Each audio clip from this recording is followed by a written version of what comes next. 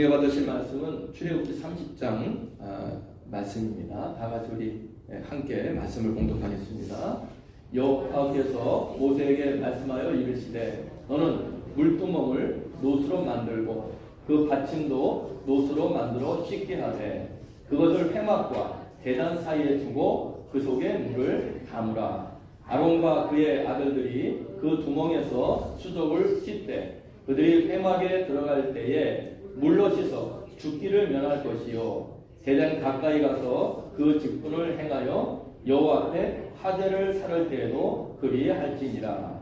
이와 같이 그들이 그 수족을 씻어 죽기를 면할지니 이는 그와 그 자손이 대대로 영원히 지킬 규례니라. 아멘. 저희들은 지금 성막을 공부하는 가운데 오늘은 세 번째 성막에 있었던 물두멍, 다시 말하면 큰 세숫대야죠. 거기에 대해서 같이 살펴보도록 하겠습니다. 출애굽기부터 레위기까지는 가나안에 들어가는 얘기입니다. 이스라엘 백성들이. 가나안은 오늘 우리들에게 천국으로 상징되어지는 신앙의 목적지죠.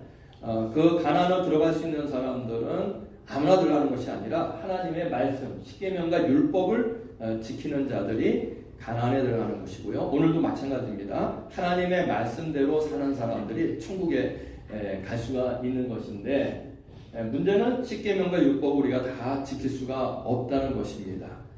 그래서 하나님께서는 이 출애굽 여정 속에 성막이라고 하는 은혜의 장소를 만들어 주셨습니다. 그것은 율법과 십계명을 지키지 못하는 자들이 죄를 범했을 때 하나님 앞에 부끄러운 일을 했을 때에 버림받는 것이 아니라 성막에 가서 그것을 씻고 다시 하나님의 백성으로 회복되어지는 하나님의 은혜의 선물이 바로 성막이고요. 그러므로 이 성막은 예수님의 구속 사역을 가장 잘 상징적으로 보여주는 하나님의 집인데요. 오늘 그래서 이 성막 가운데에 우리들은 이제 세 번째 그 물두멍에 대해서 같이 공부를 해보도록 하겠습니다. 우리는 출입문에서 공부를 했고요. 예수님 안으로 들어오는 신앙의 시작에서 공부를 했고, 지난 시간에는 이 죄사함에 대해서 공부를 했습니다. 번제단에서 예수님 안에 들어왔을 때에 번제단에 들어와서 우리의 모든 죄를 내놓고 다 불태워서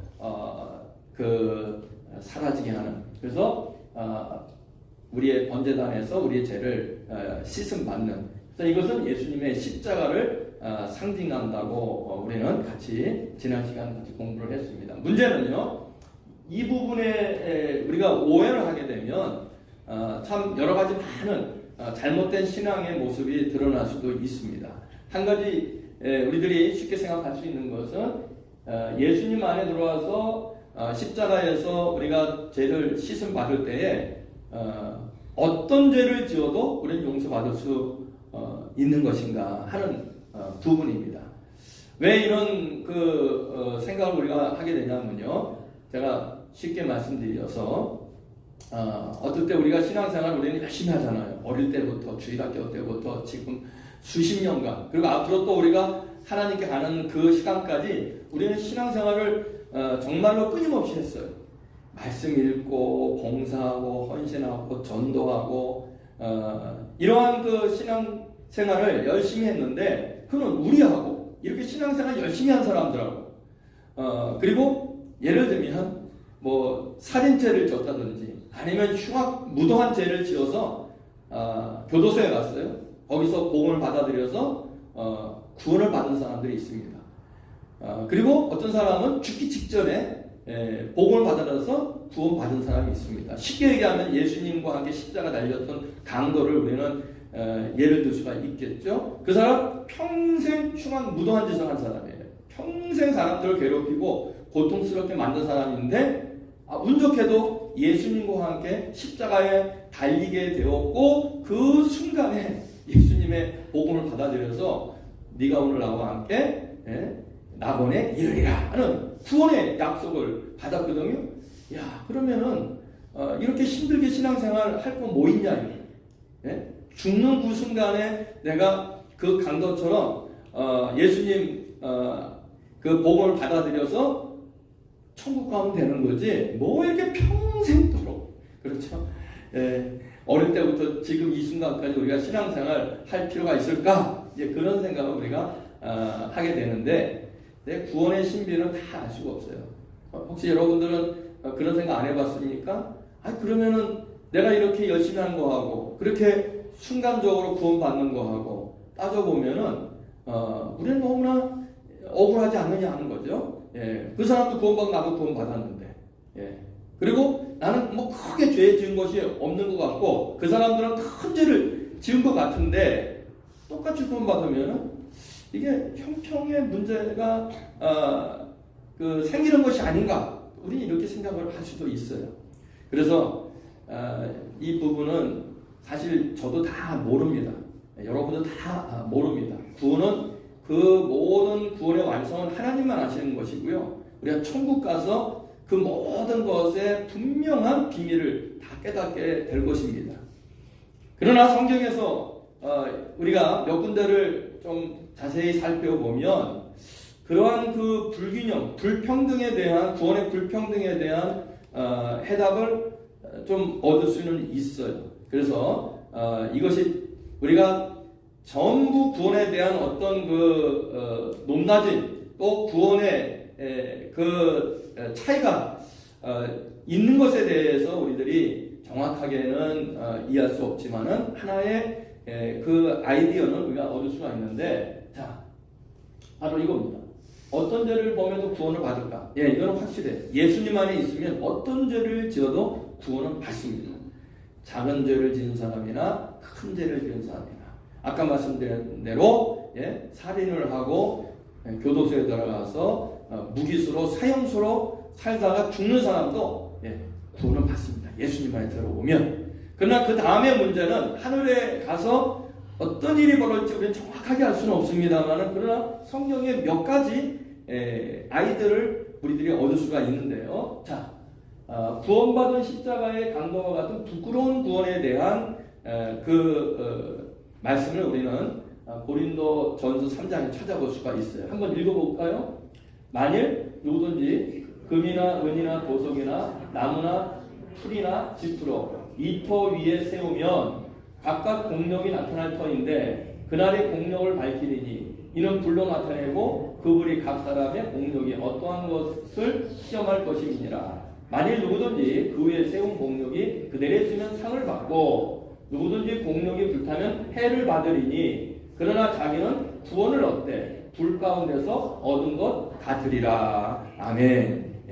여러 가지 많은 아이디어를 여기서 우리가 얻을 수가 있는데 이 터 위에 세우면 하는 것은 예수님의 그 고백 위에 우리의 신앙의 집을 세우면이라고 하는 것과 같은 이야기고요. 근데 마지막 때 그 예수님의 신앙 고백 위에 예수님의 믿음 위에 우리의 신앙의 집을 짓고 나서 우리가 하나님 앞에 서면 공력을 밝히리니 그 신앙이 진실한 신앙이었는지 아니면은 허술한 신앙이었는지 이것을 이제 가려지는 그런 때가 온다라고 말씀을 하고 있거든요. 그래서 그거는 불로 이제 가려내는데 불이 와서 타버리면은 이거는 부끄러운 구원을 얻는 것이고 그리고 불이 와서 타지 않고 그 신앙의 집이 그대로 서 있으면 그 상을 받는다라고 우리는 그 구원 세계에 대한 하나의 아이디어를 여기서 우리가 얻을 수 있습니다. 또 여기에 대해서도 어느 분들이 그런 얘기를 합니다. 아니 그럼 뭐 하늘 나라가고 어떤 사람은 상 받고 어떤 상 못 받고 그럼 또 그게 뭐 천국이냐? 그게 왜 그런 그 구원의 세계에서 그런 또 차별이 있는 것이냐? 이 세상에 와서 맨날 상 못 받고 글쎄 여러분들 살아가시면서 우등상 무슨 개근상 또 무슨 상이 있겠어요? 뭐 대통령상 무슨 뭐 많은 수많은 상들 있잖아요.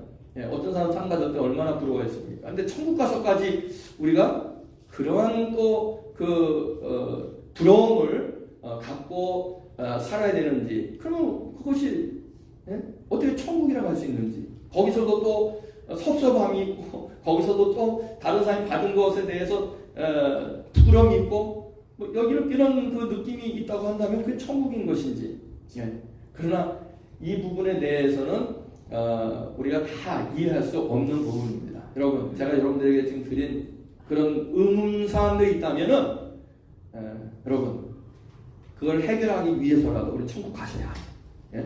천국 가서 우리가 그게 무슨 심정인지 우리가 알아봐야 된단 말이죠. 그게 어떠한 생각인지 우리가 그것을 분명히 여기서 확인해 봐야 된다니까요. 그래서라도 우리는 꼭 천국 가셔야 합니다. 여기서 무슨 그런 그 불평등한 일이 천국에까지 가서 있을까? 그럼 천국이 아니냐? 여기서 여러분 비판하지 마시고, 그건 천국 가서 우리가 확인해 보면 그때 분명히 알게 될 것입니다. 그러나 하여튼 성경은 우리들에게 이러한 그 구원에 대한 개념과 그리고 구원된 사람의 그 상태에 대해서 어느 정도 우리가 좀 들여다볼 수 있는 그러한 말씀을 우리 여기서 발견을 하게 되고요. 구원받지만 상받는 사람이 있고 부끄러운 구원을 받는 사람이 있다라고 하는 것이고요. 바로 이 강도 같은 사람은 구원을 받았지만은 그러나 아무도 하나님께 해드린 게 없어요. 다른 사람들한테 봉사한 것도 없고요. 뭐 전도한 일도 없고 구원을 받았지만은 그러나 이 사람 부끄러운 구원을 받는 것이 아닌가. 그 상황은 어떤 그 심정은 어떤 것인지는 아무도 몰라요. 마지막 가서 우리가 이제 확인해 볼 것이고요. 두 번째도 이런 말씀이 있어요. 고린도서 5장. 아주 교회 안에 참 부끄러운 일이 있었는데요. 한번 읽어보도록 하겠습니다. 여러분 가운데 음행이 있다는 소문이 들립니다. 자기 아버지의 아내를 데리고 사는 일까지 있다고 하니 그러한 음행은 이방 사람들 가운데서도 볼 수 없는 것입니다. 여러분은 그러한 자를 당장 사단에게 넘겨주어서 그 육체는 망하게 하고 그의 영은 주님의 날에 구원을 얻게 해야 할 것입니다. 아멘. 여기 보면은 이방 사람들도 믿지 않는 사람도 짓지 않는 죄를 짓고 교회에서 버젓이 신앙생활을 하는 사람들이 있었다는 겁니다. 2000년 전에 사도 바울이 고린도 교회를 보니까 그런 사람이 있더라고요. 결국은 아버지의 그 아내라니까 이건 친엄마는 아니겠죠. 하여튼 어떤 형편인지는 모르겠습니다만은 그러한 그 부끄러운 일을 한 사람이 고린도 교회에 있었는데 왜 여러분들은 그것을 그대로 보고만 있느냐? 이건 잘못된 것입니다. 여기 보면은 사탄에게 넘겨주어라. 그러니까 교회에서 쫓아내라는 거예요. 사탄에게 넘겨주라는 것은 교회에서 추출하라는 얘기거든요. 그러니까 그리스도 밖으로 내보라는 얘기입니다. 그러나 그가 나가면서 깨달으면 회개할 것이 아니냐. 그러므로 그가 회개함으로 인해서 그의 영은 주님의 날에 구원을 받게 그를 아주 강하게 책망하고 그리고 견책이 될 것이다 라고 지금 사도 바울은 고린도 교회에게 분명하게 말씀을 하고 있습니다. 그가 이러한 부끄러운 죄를 지었을지라도 예수님 안에 있으면은 주님의 날에 구원은 없는데 그러나 그가 한 일 때문에 육체적으로 그의 삶 속에는 반드시 심판을 받아야 한다는 얘기입니다. 그래서 저는 여기에서 많은 그 의문들이 제 자신이 해결을 받게 됩니다. 말씀드린 대로 살인죄를 지었어요. 그리고 또 뭐 아이를 유괴를 해서 뭐 죽였다든지 이러한 사람들이 마지막 때 그 구원을 받는다고 할 때에 참 거기에 대한 구원에 대한 의미는 알겠지만 심정적으로 그런 사람도 천국에 가게 된다면 우리는 이렇게 신실하게 믿음 생활하는 이 부분에 대해서 참 얼마나 우리가 손해보는 것 같은 그러한 그 심정이 들까라는 생각을 했는데 바로 이 부분입니다. 그들이 죄를 지었기 때문에 죄를 지은 것만큼은 감옥에서 무기수로 살든지 아니면 사형을 당하든지 그거는 육체를 망하는 거예요. 왜? 그가 지은 죄 때문에 육신으로 갖고 가는 겁니다. 그러나 육신이 가는 게 아니잖아요. 육신은 사형을 당하든지 육신은 뭐 감옥에서 고통을 당하든지 그가 지은 대가를 육신이 치르지만 그의 영은, 그렇죠, 그의 영은 예수를 믿고 구원을 받게 되는 것은 이게 구원의 신비거든요. 그러나 이 구원은 자랑스러운 구원은 아니란 말이죠. 하나님 앞에 가긴 가지만, 예수 믿고 가긴 가지만 그런 하나님 앞에 부끄러운 모습으로 서 있을 수밖에 없다. 그런데 그 부끄러운 심정이 뭔지 정확히 모르겠어요. 저도. 예. 나중에 한번 가서 제가 좀 보고 싶습니다. 그 사형수들이, 예, 그 나쁜 짓 하는 그 사람들이 구원은 받았는데 하나님 앞에 어떻게 그 부끄러운 모습으로 천국에서 그들이 살게 되는 것인가. 예. 거기에 대해서는 우리가 나중에 같이 한번 확인을 보기로 하고요. 예. 여기서 이제 이 부분은 정리를 하시고, 어떤 죄를 범해도 예수 안에 있으면 구원을 받습니다. 그러나 그 구원에 대한 그 신비는 하나님께 맡겨놓고 마지막에 우리가 확인하기로 하고요.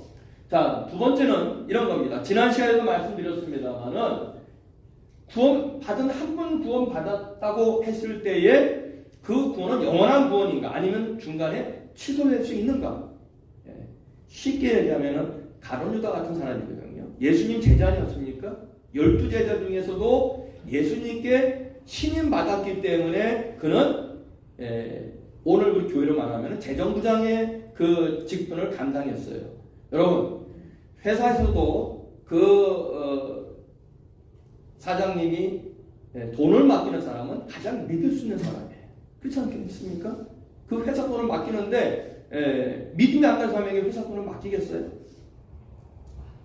마찬가지로 예수님의 그 12제자들 가운데서도 그 돈계를 맡았던 사람이 가룟 유다이기 때문에 가룟 유다도 예수님에게 극진한 신임을 받았던 것 같아요. 그러나 결국 가룟 유다는 예수님을 저버리고 나중에 나무에 목을 메고 죽었지 않습니까? 예수님 가룟 유다에게 하는 얘기가 네가 태어나지 않았으면 더 좋았을 것을, 이런 의미로 말씀을 하는 것을 우리가 성경에서 보게 되는데, 이 부분도 우리는 다 알 수가 없어요. 그래서 이 부분도 이제 천국에 가서 확인을 해야 되는데, 제가 이 말씀을 드리는 것은 어떤 사람이 죄를 짓고 그 죽는 순간에 그 사람이 구원받을 만한 그 믿음을 하나님께 드렸는지 안 드렸는지는 우리는 다 알 수가 없는 거죠.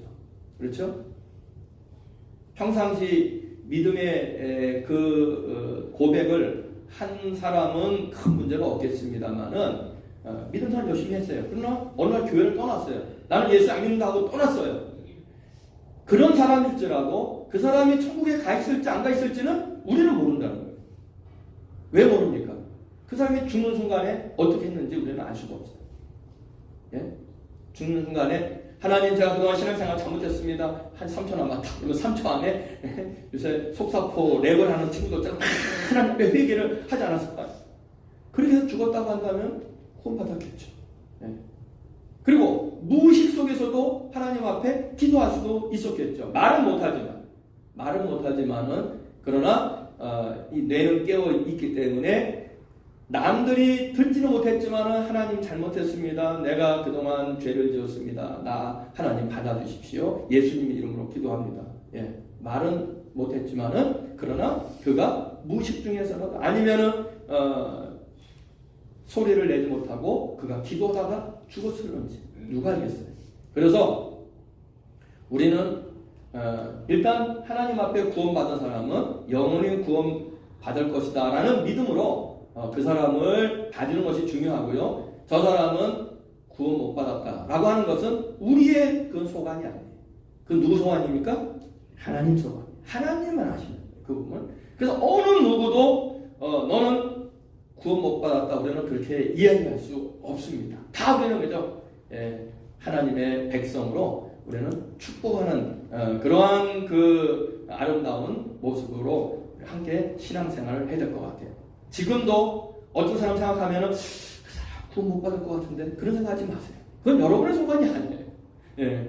아까 말씀드린 대로 숨이 끊어지는 순간 하나님께 아는 그 순간 그 사람이 어떤 모습으로 하나님께 섰는지는 우리는 모르기 때문에 그 부분은 하나님께 우리가 내어 맡기는 것이고요. 문제는 말씀드린 대로 목회자들도 반반이라는 거죠. 구원받은 사람이 영원히 구원된다라고 하는 측이 있고, 아니다, 중간에 신앙생활 잘못하면은 구원이 취소된다, 이렇게 생각하는 그 목회자들도 반반이기 때문에, 제가 지난 시간에 여러 신학자들을 여러분들에게 말씀을 드렸어요. 특히 칼빈, 장로교를 교리를 만든 그 칼빈은 로마서 말씀을 중심으로 영원한 구원의 교리를 가르쳤습니다. 한번 읽어볼까요? 하나님께서는 이미 정하신 사람들을 부르시고, 또한 부르신 사람들을 의롭게 하시고, 의롭게 한 사람들을 또한 영화롭게 하셨습니다 라고 로마서 8장 말씀. 다시 말하면은 부르신 사람은 끝까지 하나님이 영화롭게 만들어서 구원을 취소시키지 않을 것이다 라고 칼빈은 이렇게 믿고 가르쳤어요. 그러나 말씀드린 대로 마틴 루터나 웨슬리나 칼바트, 모네커 이런 목회자들과 신학자들은 이런 말씀을 중점적으로 생각을 합니다. 자, 고린도서 10장 말씀 한번 읽어보겠습니다. 그런즉 선줄로 생각하는 자는 넘어질까 조심하라. 넘어질까 조심하라고 분명히 말씀하지 않았느냐, 성경이. 그러므로 구원받은 사람도 넘어져서 못 일어나면은 구원이 취소되는 것이다. 그렇게 이제 그 구원에 대한 정의를 하고 있고요. 그럼 예수님은 어떻게 말씀하셨는지 한번 봅시다. 예수님 말씀들 시작. 내가 비옵는 것은 그들을 세상에서 데려가시기를 위함이 아니요. 어떻게 해요? 다만 악에 빠지지 않게 보존하시기를 위함이니라 그랬어요. 예수님이 기도했어요. 예수님을 믿는 자들을 위해서 기도했는데 어디에 빠지지 않게? 악에 빠지지 않게. 악에 빠지는 사람이 있음을 주님은 아셨어요. 악에 빠지면 구원 못 받는 거예요. 구원 취소되는 거예요. 그 주님이 간절하게 기도하는 겁니다. 악에 빠지지 않게. 주님도 악에 빠지는, 나를 믿고도 악에 빠지는 자들을 주님께서 보셨단 말이에요. 자, 또 한번 읽어보겠습니다. 그들을 진리로 거룩하게 하옵소서. 아버지의 말씀은 진리. 진리로 거룩하게 하옵소서. 하나님 말씀으로 거룩하게 되어야만 받은 구원이 유지된다고 하는 것을 예수님 말씀하셨기 때문에 진리로 제발 이들이 악으로 빠지지 않고 거룩한 모습, 성결한 모습으로 살도록 도와주옵소서. 하나님 앞에 기도했거든요. 또 한번 읽어보겠습니다. 또 그들을 위하여 내가 나를 거룩하게 하오니 뭐라고 그랬어요? 이는 그들도 진리로 거룩함을 얻게 하려 함이니이다. 진리로 거룩하게 만들기 위해서 내가 본을 보이는 것입니다. 내가 받은 이 구원을 그들이 잃어버리지 않기 위해서 내가 구원받은 자로 하나님 백성으로 하나님 자녀로서 이렇게 살아가는 것을 내가 그들에게 지금 보여주고 있습니다. 예수님 말씀하셨습니다. 여러분, 우리는 신학자들의 그 교리를 믿는 사람들이 아니라 하나님의 말씀을 믿는 거예요. 그래서 신학자들은 이 말씀을 갖고 자기의 신학적인 그러한 교리를 만들어냈습니다만은, 그러나 우리는 그 교리를 믿는 게 아니고 그저 하나님이 우리에게 주신 말씀 그대로를 우리들이 따라가면 되는데, 성경에는 영원한 구원에 대해서 분명히 말씀을 하셨습니다만은 그러나 성화의 필요성에 대해서도 또 성경을 말씀하셨어요. 그래서 칼빈처럼 이 부분은 이거는 아니다 라고 하지 말고 영원한 구원에 대해서도 우리가 그것을 받아들이되, 이 영원한 구원은 끊임없이 말씀으로 성화의 삶을 살아가는 사람들이 영원한 구원을 얻게 된다 하는 이 두 말씀을 우리가 같이 다 포용해서 함께 이 구원에 대한 그 믿음을 우리가 확립해야 되는데요. 왜 그러냐면요, 칼빈이 이러한 그 가르침을 강조했기 때문에 문제가 생겼습니다. 아까 말씀드린 대로 우리는 이미 구원받았다. 그러면 내가 어떤 짓을 해도 상관없다는 오늘날 구원파 같은 이상한 신앙이 칼빈 시대에 생겨나기 시작했어요. 바로 이게 1647년 웨스트민스터 신앙 고백서인데요. 1500년도에 종교 개혁을 하면서 칼빈이 영원한 구원은 취소되지 않는다 이걸 가리키니까 많은 사람들이 나는 구원받다 하면서 그 다음부터 막 엉망진창으로 살아가는 사람들이 많이 생겨난 거예요. 난 구원받았는데 내가 무슨 짓을 한들 내가 받은 구원이 취소되지 않는다는데 내가 천국 간다는데 이런 사람들이 생겨났어요. 오늘날도 그런 사람들이 있잖아요. 한 번 구원받았으면 취소되지 않는다. 그래서 그 교리를 신봉하면서 도둑질하고 사기치고 살인하고 온갖 못된 짓을 다 해도 마음의 가책을 안 받아요. 왜? 난 돈 받았다는데. 이게 여러분들 얼마나 무서운 잘못된 그 신앙인지 우리들이 분명히 우리가 정리를 하고 지나가야 합니다. 여러분 한 번 구원받은 것은 하나님께 지켜주시지만 그러나 웨스트민스터 신앙고백서에서 그래서 이렇게 그 신조를 분명하게 정의를 했어요. 한번 읽어보겠습니다. 하나님께서 부르셔서 구별한 자들은 은혜의 자리에서 떨어져 버릴 수 없는데 이거 영원한 구원이에요. 하나님 불어서 하나님 구원된 사람은 은혜의 자리에서 떨어지지 않는다는 거예요. 그러나 아까 말씀드린 대로 바로 성화의 부분 읽겠습니다. 예수 그리스도를 참으로 믿고 이 부분은 우리가 믿음 안에 들어온 것으로 끝나는 것이 아니라 은혜 자리에 머물기 위해서는 천국에 가기 위해서는 어떻게 해야 된다고요? 성실하게 그를 사랑하고 그의 앞에서 모든 선한 양심에 따라서 행동하기를 노력하는 사람, 노력하는 신앙인 그 사람이 성화에 노력하는 사람만이 은혜 자리에 있음으로 해서 끝까지 견디어 영생을 얻을 것이다. 할렐루야. 이것이 켈빈 이후에 웨스트민스터 신앙 고백서에 나온 구원의 정의입니다. 오늘도 우리는 이 장로교는 이 정의 앞에서 조금 더 벗어나고 있지 않습니다. 그래서 영원한 구원은 하나님이 우리들에게 약속을 하셨습니다만은 그러나 우리는 우리의 할 일이 있다는 거예요. 그렇죠? 하나님은 준비하셔서 천국의 문을 열어놓고 있어요. 우리는 그 천국의 문을 향해서 끊임없이 가야 하는데 믿고 그렇죠? 예수님을 사랑하고 그리고 선한 영심에 따라서 행동을 우리가 말씀에 따라 살아야 된다는 그래야 은혜의 자리에서 우리가 떨어지지 않는다라고 하는 것을 신앙고백서에서 얘기를 했고요. 예수교 장로회 조선 초기에 선교사들이 모여서 구원에 대한 이런 정의를 또 만들었습니다. 신조 9항인데요. 한번 읽겠습니다. 자신의 죄를 회개하고 주 예수 그리스도를 자기의 구주로 여기까지는 믿음이에요. 믿음으로 구원받는 거예요. 예수님 안에서 영원한 구원을 받는 건데 그러나 읽겠습니다. 의지해서 본받는 누구를 본받아야 됩니까? 예수님을 본받는 거예요. 말씀을 따라가는 것이죠. 하나님의 나타나신 뜻을 복종해서 하나님 말씀을 복종해서 겸손하고 거룩하게 행하라 하셨으니 그리스도를 믿고 말씀에 복종하는 자는 뭘 받는다? 구원을 얻는다 하고 분명하게 구원에 대한 가르침을 우리에게 주었습니다. 그러므로 믿는 것으로 끝나는 것이 아니라 말씀에 복종하는 자 성화의 단계로 나아야 된다고 하는 것을 분명하게 말씀을 하고 있어요. 그래서 한 번 구원받은 사람은 무슨 짓을 해도 아니에요.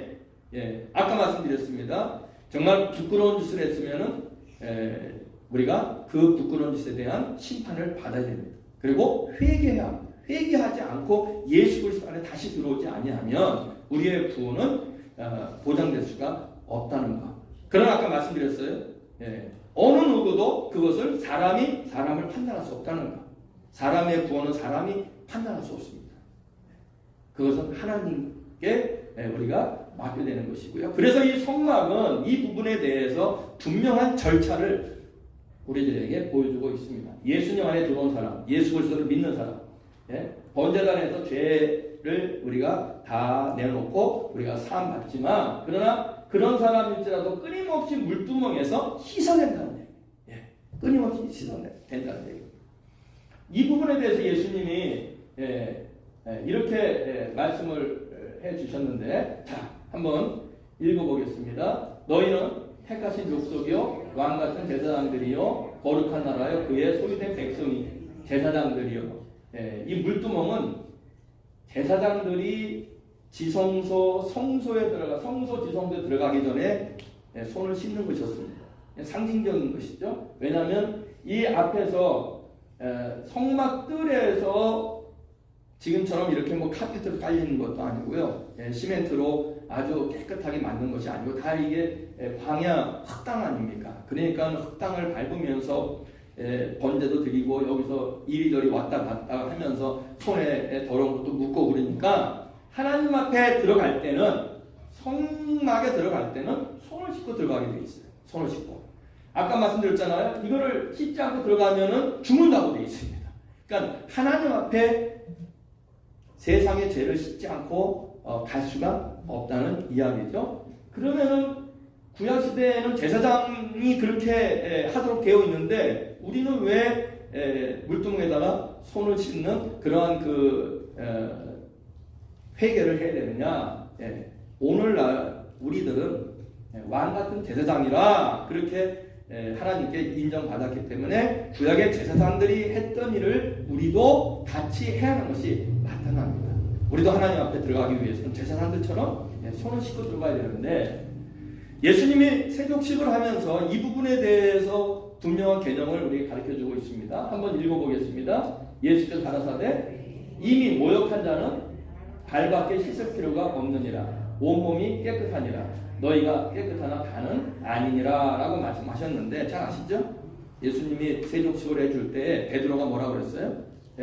내 온몸을 씻겨달라고 그랬어요. 그러니까 예수님이 하는 말이 온몸 다 씻을 필요 없다. 이미 깨끗해졌다. 온몸은. 너희들이 내 안에서 이미 깨끗해졌다. 그러나 너희들이 내 안에서 한번 깨끗해졌지만 너희들이 다니면서 온갖 발로 다니면서 더러워진 너희들의 발. 또 성막에서는 손으로 그 하는 일 때문에 더러워진 너희들의 허물들 이거 씻으면 되는 거예요. 발밖에 씻을 필요가 없느니라. 오늘 우리는 손밖에 씻을 필요가 없느니라. 말씀과 같은 맥락을 갖고 있습니다. 그러므로 모욕한 자는 영원히 모욕 안 합니까? 여러분 며칠마다 한 번씩 모욕하십니까? 세상이 좋아져서 우리는 하루에도 몇 번 모욕할 수 있어요. 그러나 이게 일상화된 것은 얼마 안 됩니다. 우리 옛날에 명절 기다리면서 온 가족이 목욕탕 가갖고 함께 모욕했던 그런 시절들이 한 5, 60년? 뭐 그렇게도 안 된 것 같아요. 저 어릴 때만 해도 매일 목욕 못했거든요. 여러분 매일 하고 사셨어요? 미국에 오신 분들은 그렇게 하셨을 거예요. 그러나 한국에 있는 제가 자랄 때만 해도 그렇게 목욕시설이 있는 집이 별로 없었습니다. 그저 여름에 더워도 펌프질 해갖고 큰 바다에다가 물 받아서 어머니가 물 뿌려주는 등목이나 좀 하며 살았지. 아니면 냇가에 가서 홀딱 벗고 가서 씻으면 씻었을까? 집에는 씻는 그런 시설이 없었다니까요. 여기 옛날에 시골에서 부엌문 다 잠그고 샤워해 보셨죠? 샤워기를 하셨어요? 아, 서울에 사셔서. 시골에는 문 걸어 잠그고 가마솥 하다가 물 끓여갖고 거기서 이렇게 하고 이렇게 했잖아요. 옛날 그렇게 모욕했어요. 옛날 임금님도 그렇게 했어요. 임금님도. 요새는 그냥 수도꼭지만 틀면 뜨거운 찬물과 섞어서 얼마나 샤워를 하게 됩니까? 제가 드리는 말씀은 모욕 한 번 했다고 그래서 손발 안 씻고 사는 사람이 있느냐 이런 거예요. 모욕은 한 번만 할 수 있어도 손발을 자주 씻어야 되는 거 아니겠어요? 그렇게 우리가 살고 있는데 우리 구원도 마찬가지야. 한 번 구원받다고 해서 우리 죄를 씻음받다고 해서 우리 손과 발을 우리가 다니면서 또 행동으로 짓는 죄를 우리들이 갖고 영원히 살 수는 없다는 얘기죠. 그래서 손과 발을 우리가 씻어야 되는 것이고, 자, 시편 말씀에 그래서 분명하게 말씀을 하고 있습니다. 한번 읽어보겠습니다. 여호와의 산에 오를 자 누구며 그 거룩한 곳에 설 자가 누군가 그렇죠. 하나님과 함께 살아갈 수 있는 사람이 누구냐는 거예요. 여호와의 산에 올라갈 수 있는 사람이 누구냐. 그 거룩한 곳에 설 자가 누구냐. 아무나 못 간다는 거예요. 예. 구원받았을지라도 예수님 안에서 우리가 믿음으로 구원받았을지라도 어떤 사람이에요? 곧 뭐가 깨끗해야 돼요? 손이 깨끗하며 또 마음이 청결하며 그리고 뜻을 허탄한 데 두지 아니하며 거짓 맹세 아니하는 자로다. 그 사람이 어떻게 된다고요? 저는 여호와께 복을 받고 구원의 하나님께 의를 얻으리니. 할렐루야. 그렇죠? 예. 하나님의 그 천국에 들어갈 수 있는 사람들은 예수님을 통해서 한번 우리가 죄를 씻음으로 끝나는 것이 아니고 항상 손을 씻어야 됩니다. 발도 씻어야 됩니다. 늘 마음을 청결하게 만들어야 됩니다. 뜻을 허탄한 데 두지 않아야 합니다. 그래야 여호와께 복을 받고 구원의 하나님 앞에 우리가 나갈 수 있는 것입니다. 그래서 쉽게 정리하자면 한번 읽어주세요. 시작. 예수님의 보혈로 구원받은 자는 어떻게 해요? 끊임없이 성화의 은혜를 사모해야만 한다 하는 것입니다. 그러면 어떻게 깨끗하게 우리가 성화되느냐? 물두멍의 크기에 대해서 여러분 성경 여러분들이 성막을 쭉 읽어보시면 다 치수가 정해져 있어요. 뭐 몇 큐빗 몇 큐빗. 그런데 예, 물두멍은 크기가 정해져 있지 않습니다. 그래서 이 부분을 연구하는 신학자들은 그런 얘기를 합니다. 예, 무한한 속죄를 상징하는 것이다. 예, 그래서 이 물두멍은 어떤 죄도 씻어낼 수 있는 그러한 은혜의 그 성막의 도구다라고 얘기를 하고 있고요. 예수님도 말씀하셨잖아요. 7번 용서하니까 물으니까 뭐라고 그랬어요? 이름 모식 7번이라도 용서하라. 이것은 예, 숫자 490번이 아니고 그저 상징적으로 예, 무한대로 용서하라는 그러한 가르침인데요. 그래서 물두멍은 무한대로 우리가 하나님 앞에서 우리의 죄를 씻어낼 수 있는 그런 은혜의 도구였다는 거죠. 이 물두멍의 재료는요. 자, 무엇으로 만드는지 한번 봅시다. 노수로 물두멍을 만들고 그 받침도 노수로 하였으니 이 못이 어디서 나왔습니까? 횡단문에서 수정도는 여인들의 거울로 만들었더라 그랬어요. 예. 그러니까 참 이게 상징적인 거예요. 여인들이 예, 보았던 그 녹거울로 물두멍을 만들었는데 그래서 이 물두멍은 거울과 같은 역할을 감당하는 겁니다. 상징적으로 볼 때 거울로 만들어진 물두멍에서 자기 자신을 보아야만 했다. 그렇죠? 예. 거울로 만들었던 그 물두멍에 들어있는 그 물에 자기 자신을 비춰보는 거죠. 비춰보면 예, 우리의 모든 허물이 다 보이게 됩니다. 그래서 씻는 겁니다. 말씀으로. 말씀의 거울로 자신을 보면서 끊임없이 속죄 기도를 드리는 거죠. 그래서 물두멍으로 자신을 비춰본다는 것은 말씀에 내 자신을 비춰보는 거예요. 그래서 말씀을 많이 읽는 성도님들은 예, 하나님 앞에 우리가 감사의 기도 그리고 또 회개 기도를 많이 드리게 돼 있어요. 나같이 말씀에 비춰봐서 부끄러운 사람이 내가 하나님 백성으로 이렇게 복을 받고 살고 있구나. 하나님 감사합니다. 하나님 찬양합니다. 우리 기쁨으로 하나님 영광 돌리는 거거든요.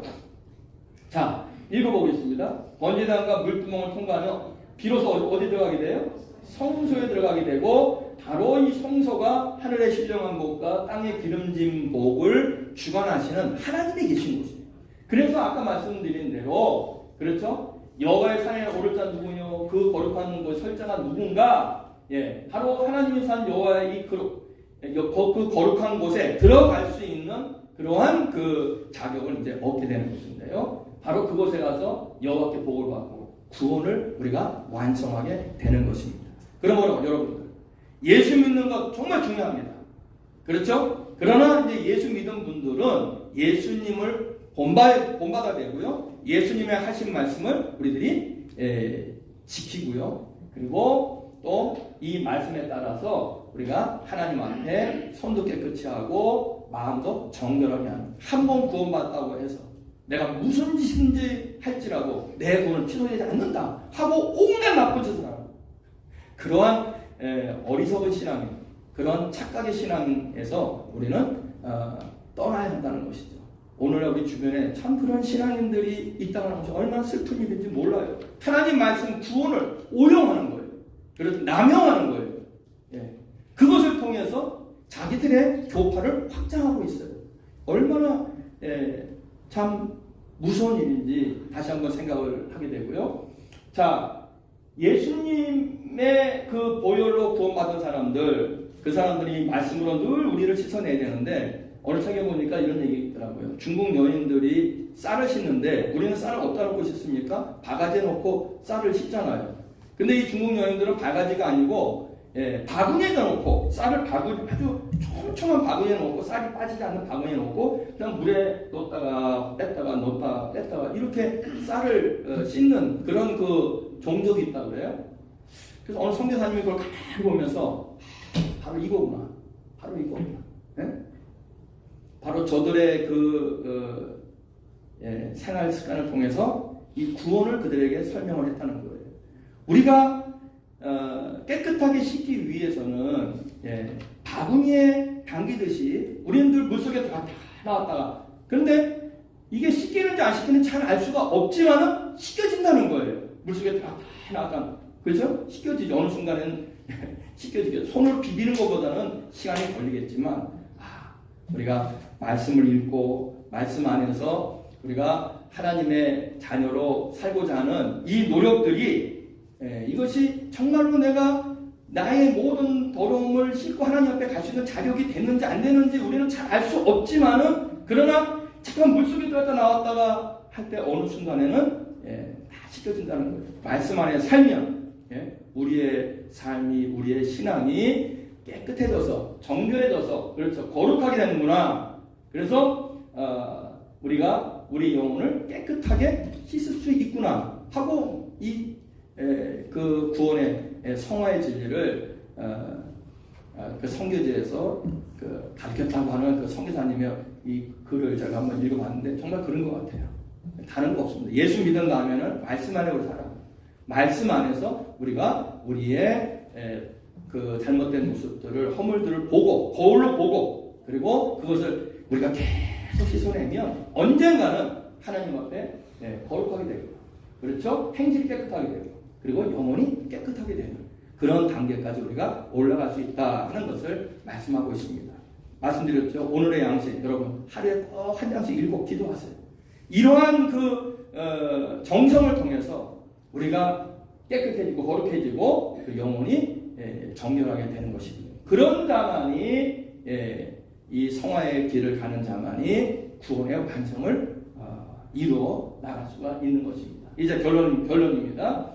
예수님 안에 들어온 것으로 만족할 수 없습니다. 예수님 안에 들어온 자들은 십자가에서 우리 죄를 씻어내고요. 그리고 말씀에서 우리의 매일매일 짓는 죄, 매일매일 하나님 앞에 갖고 있는 허물들을 다 씻어낼 때에 우리는 비로소 어디 갈 수 있는 겁니까?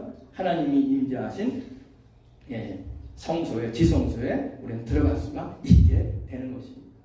여러분, 그러므로 이 말씀만 읽겠습니다. 요한복음 말씀 시작. 내가 곧 길이요 진리요 생명이니 나로 말미암지 않고는 아버지께로 올 자가 없느니라. 말씀으로 오신 예수님을 따르지 않고는, 본받지 않고는, 예수님 안에 우리가 거하지 않고는 하나님에게 우리가 나갈 수가 없습니다. 다시 한번 하나님의 복에 우리가 접근할 수가 없다는 이야기입니다. 오늘 여러분 모두가 예수님 안에서, 예수님이 주신 말씀 안에서 성화되고 정결하게 되어서 하나님 앞에 다가갈 수 있는 그러한 복된 성도들이 되시기를 주님의 이름으로 축원합니다. 오늘 주신 말씀 생각하면서 우리 예수님이 가르쳐주신 기도문 드리도록 하겠습니다. 하늘에 계신 우리 아버지여, 이름이 거룩히 여김을 받으시오며 나라가 임하옵시며 뜻이 하늘에서 이룬 것 같이 땅에서도 이루어지이다. 오늘날 우리에게 일용할 양식을 주옵시고 우리가 우리에게 죄지은 자를 사하여 준 것 같이 우리 죄를 사하여 주옵시고 우리를 시험에 들게 하지 마옵시고 다만 악에서 구하옵소서. 대개 나라와 권세와 영광이 아버지께 영원히 있사옵나이다. 아멘.